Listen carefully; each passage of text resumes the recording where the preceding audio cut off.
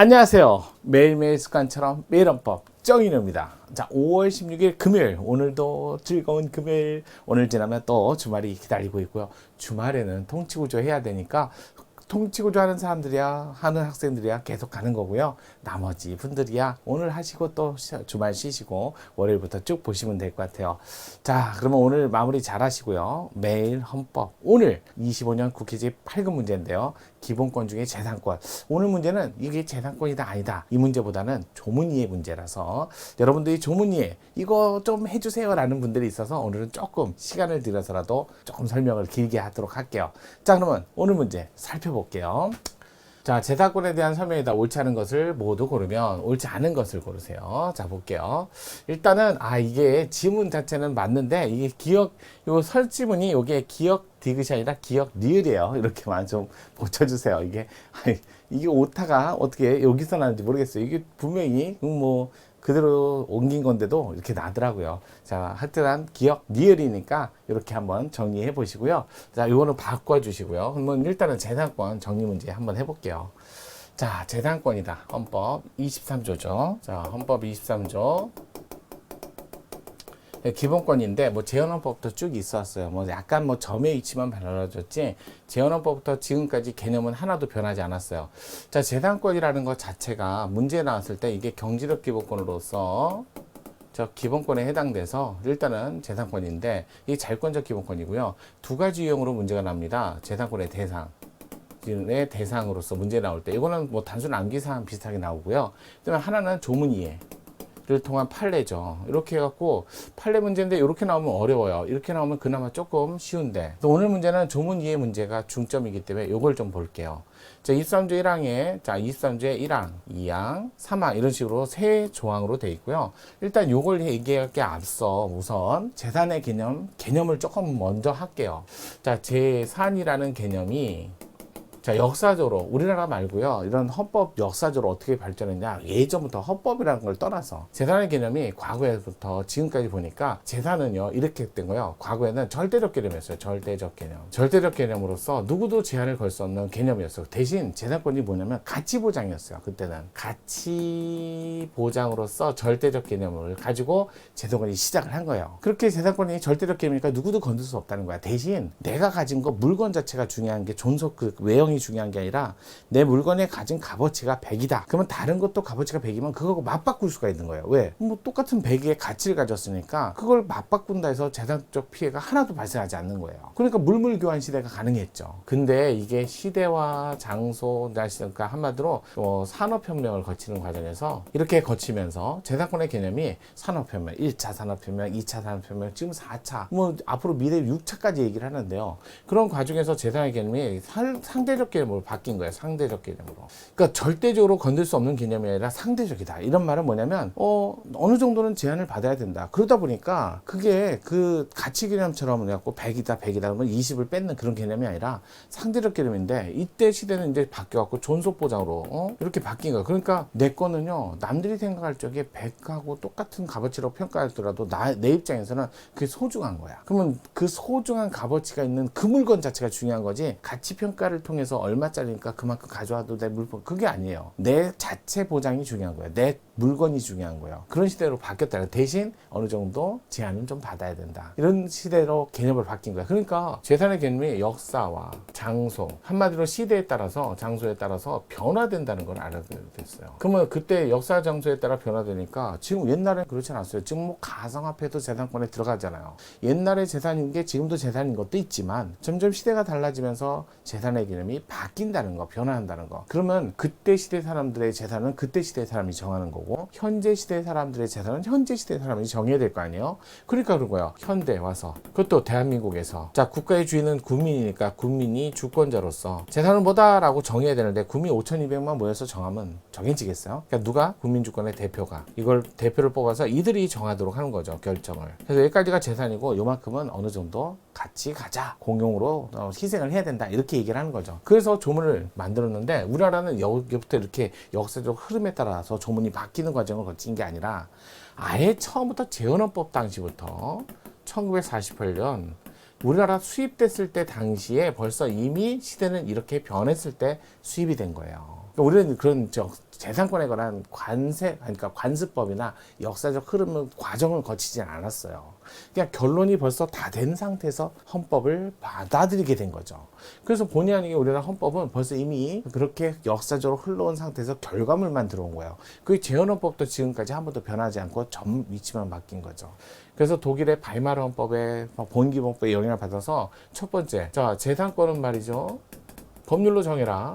이렇게 된 거예요. 입법자가 법률로 정해라. 법률로 정하는데 정할 때 어떻게 정한다? 벌써 시대가 절대적 시대가 아니라는 거죠. 그래서 내용은 이런 게 재산이고 한계도 있습니다. 라는 것을 정해라. 라고 했으니까 이거는 형성입법이 필요한 거고.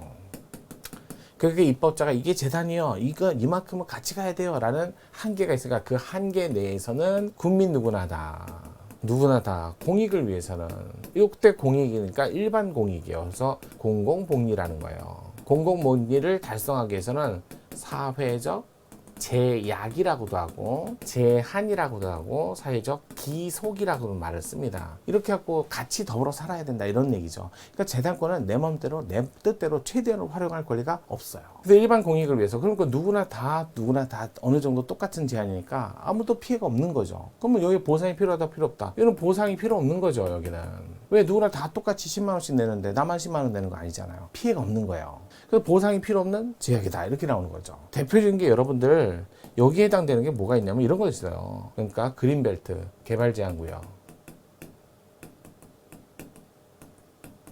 구역 또는 문화재보호구역 토지거래 허가 이런 구역을 지정하는 것은 구역을 지정하는 거는 누구나 다 해당되는 그 다음에 사회적 제약에 불과하니까 이로 인해 발생한 피해가 생긴다 해도 그거는 감수해야 된다. 재산권의 피해가 아니다. 이렇게 나오는 거죠. 다만 그린벨트를 걸었는데 개발제한구역을 걸었는데 나대지 소유자 입장에서는 건물을 지으려고 대지가 건물 있어야 되는 땅이에요. 근데 건물이 없으니까 벌거벗을 낯잘 써갖고 나대지인데 건물을 지으려고 하는데 그 사이에 그린벨트가 개발제한구역 지정되면 신축, 개축, 증축이 안 되니까 목적대로 사용이 안 되는 거죠. 이 상태로 20년이 지난 거야. 소유권은 뺏었나요? 안 뺏었잖아요. 그러니까 뭐야? 사회적 제약을 통해서 누구나 다 받는 피해인데 이 사람은 도저히 못 참겠다. 나만의 특별한 이런 어떤 피해가 발생한 거죠. 이러면 어떡할 거야? 이 사람은 어떡할 거야? 이런 문제가 발생하는 거야. 그러니까 여기에 딱 맞춰서 사회적 제약을 걸었는데 누구나 다 어느 정도 감수할 수 있는 제약인데 쟤만 이상한 거지. 값만. 이럴 때 값은 아무래도 사망에 넘어가는 건 아니에요. 이런 제한이 생기는 거예요. 그게 문제가 됐던 거죠. 그러면 이제 맞아보고 할게요. 사망은 뭐냐면 공공필요라는 말을 씁니다. 이 공공필요는 공공복리와 달리 일반적인 공익에 더 중요한 필요성이 있어야 된다는 거예요. 그러니까 더 중요한 필요성이 있으니까 일반 공익하고 다르죠. 공공필요라는 목적을 달성하기 위해서 재산권에만 인이나 단체 재산권에만 의도적으로 박탈을 하는 거죠. 이 박탈에는 공용, 수용, 사용 제한이 있는데 여러분 시험에 수용밖에 안 나와요. 그럼 이 사람 억울하지 않을까요? 특정인만 이렇게 재산권을 공익을 위해서 국가를 위해서 희생해라. 그것도 특별한 목적을 달성하기 위해서 특정인만 걸렸으니까 얼마나 억울하겠어요. 그러니까 이 사람이 입이 이렇게 나오겠죠. 그럴 때 그런 거야. 그 사람의 희생을 백직장도 맞들면 낫다 해서 국민 모두가 다 나눠 갖는 거예요. 그걸 공평부담이라고 하죠. 또는 평등부담이라고 하죠. 이렇게 되면 이 사람이 받는 피해가 국민 모두가 다 나눠 가졌으니까 피해가 없잖아. 그래서 주는 걸 우리는 손실보상이라고 하잖아요. 드디어 돈 주는 게 여기서 나오는 거죠. 이것도 법률로 하라는 거예요. 이것도 법률로 해라. 그러면 요 1항에 있는 법률하고 그다음에 법률로 정해라고 그랬으니까 이 3항에 있는 법률은 다른 개념이라는 거예요. 왜? 여기는 형성입법이 아니잖아요. 이거 박탈 아주 특별한 경우에. 그러니까 그런 거예요. 여기는 존속 자체를 그대로 보장했고 존속을 뺏은 건 아니잖아. 하지만 여기는 존속을 뺏었으니까 가치라도 보장을 해줘야죠. 그럼 가치 보장과 존속 보장 완전히 다른 개념이니까 완전히 분리됐다. 엄격히 분리된 논이다. 여기서 왔다 갔다 하는 논의는 아니라는 거예요. 그러니까 가치 보장하고 존속 보장은 다르니까요. 그래서 인데 나오는 거야. 그러면 여기서 말하는 나대지 소유자, 그린벨트, 토지 소유권은 뺏진 않았거든요. 하지만 여기는 박탈이잖아. 뺏었잖아. 공용수용. 그러니까 보상금 줘야지. 그러니까 얘네 둘은 때리라 뗄 수 없으니까 결부조항이다. 다른 데서는 없으니까. 하지만 여기는 결부조항이 필요 없는 거죠. 여기는 보상금이 필요 없으니까. 다만 이렇게 특별한 피해를 받은 사람 어떻게 해줄 거야? 이거는 특별한 공익 목적이 없는데 그렇다고 해서 보상금 주면 안 되지? 공용 수용이 아니니까. 공공 필요가 없으니까. 그러니까 뭐라 그래? 아, 그러면 여기는 조절을 해주면 되는구나. 조정 또는 조절을 해주면 되죠. 보상을 해주면 되지. 그러다 보니까 이거는 세제 혜택을 준다든지, 아니면 기존의 건물 환경 피해를 주지 않는 범위 내에서 건물을 짓게 해준다든지, 아니면 국가가 정가를 주고 사는 거죠. 이거는 공용 수용이 아니라 매도 청구권을 행사해서 정가를 주고 사는 거지. 이런 여러 가지 방법으로 다양한 그러니까 뭐야, 법률을 만들 수 있는 거니까 법률 재량이 크다 이런 얘기하고, 이건 법률 재량이 없죠. 그냥 손실보상이니까. 항상 손실보상은 또 표준지 공시지가에 근거해서, 개별 공시지가는 각종 세금 부과할 때 쓰고, 이렇게 보상금을 줄 때는 표준지 공시지가예요. 표준지 공시지가에서 정당한 보상을 해줘야 돼요. 완전 보상이죠. 법률로 써야 돼. 정당한 보상이라고 돼 있잖아. 정당한 보상은 완전 보상이고. 그러니까 여기는 입법재량의 범위가 여기보다는 좁죠. 그러니까 이렇게 조문 이해를 좀 하셔야 돼요. 그래야 문제를 푼다니까요. 그러니까 이쪽 영역 문제인지 이쪽 영역 문제인지 구별을 못하시면 큰일 납니다. 그냥. 자, 그러면 요걸 전제로 한번 문제를 볼게요. 저기 하나 오타가 나가지고 볼게요. 재산권에 대한 섬유를 옳다는 거. 기업, 니은, 디귿, 리을인데 이거 다 보지 말고요. 기업부터 보세요. 그래서 바로 정답을 좀 찾아보세요. 살처분된 가축의 소유자가 축산계열회사의 사업자인 경우, 소유자가 그러니까 왜 있잖아요. 뭐 무슨 돼지 이렇게 정육하는 회사들이에요. 거대한 정육회사인데 전국적으로 전국만을 가지고 있어요. 그 돼지고기 수급이 원활해야 그걸 가공해서 팔 거 아니에요. 근데 매번 돼지고기 수급이 원활하지 않으니까 아예 축산계열회사에서 새끼돼지를 사가지고 가축 농가에게 새끼돼지를 위탁하는 거죠. 또 뭐 어떻게 보면 대리로 키워달라는 거예요. 그래서 거기다가 키우는데 들이는 비용은 당연히 축산계열회사가 지급을 하죠. 그러면 자기네 돼지 키우면서 더불어 같이 키우는 거죠. 그래서 근데 가축 키우는 비용을 받는 거고, 그랬는데 그 지역이 구제역이 걸렸다든지 뭐가 갖고 돼지가 다 살처분이 된 거예요. 그러면 살처분 됐을 때 그 축산계열회사 소유 돼지도 있고, 가축 원래 계약 사육농가 돼지도 있을 거 아니에요.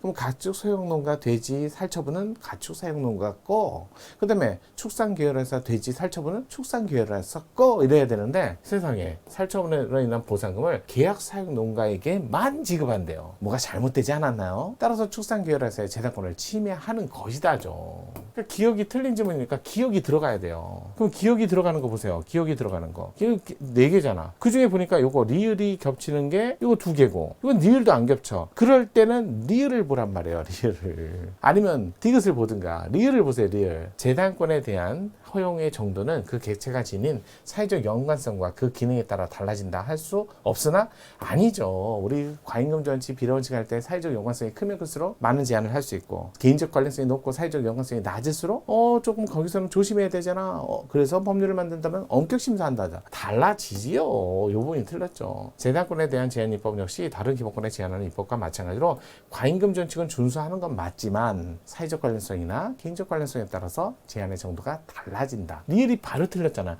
그럼 리을이 들어가야 되잖아. 리을이 들어가야 되니까 5번하고 2번이고, 그럼 디귿을 봐야죠. 재산권의 사회적 제약을 구체하는 법률 조항이 수인 한계를 넘어 가혹한 부담을 주는 경우, 아까 뭐라 했어? 사회적 제약은 그린벨트. 가혹한 제약을 준다면 가혹한 부담 조정이란 목적을 달성하기 위해서 어떤 방법으로 보상을 할 것인가 선택함에 있어서 입법자의 입법 형성의 자유가 넓다. 맞네. 디귿은 맞으니까 들어가면 안 되네요. 그러면 정답이 2번이죠. 디귿은 들어가면 안 되고. 자, 니은도 맞아볼게요. 어떤 공과금이 조세인지 부담금인지 이거 재량껏 결정하면 안 돼요. 이게 본질이 달라요. 다만 성질이 둘 다 침입적이니까 법적 근거를 두라는 건 마찬가지지만 본질은 달라요. 조세를 할지 부담금을 할지 그거는 재량으로 정하면 안 되고요. 실질적으로 엄격하게 검토해서 이건 조세를 할지 부담금을 할지 엄격하게 구분해 주셔야 돼요. 단순히 법률로서 그것의 성격이 무엇인지 규정하고 있느냐라는 기준으로 할 것이 아니라 실질적 내용을 결정 기준으로 삼아야 된다. 아주 정상적인 질문. 따라서 기억과 리을이 정답이니까 2번이 되겠죠. 오다 디귿이 아니라 리을이에요. 이렇게 해서 정답이 리을이에요. 자, 2번이에요. 그래서 오늘도 살펴봤어요. 재산권의 내용. 자, 어떤 식으로? 조문 이해. 좀 요거 여러 번 반복적으로 한번 들어보세요. 자, 오늘도 어려웠지만 무거웠지만 금요일 마무리 잘 하시고요. 우리 다음 주 월요일 날 찾아뵐 분들은 월요일 날 뵈고, 내일 또 통치구조로 찾아뵙겠습니다. 정인행입니다.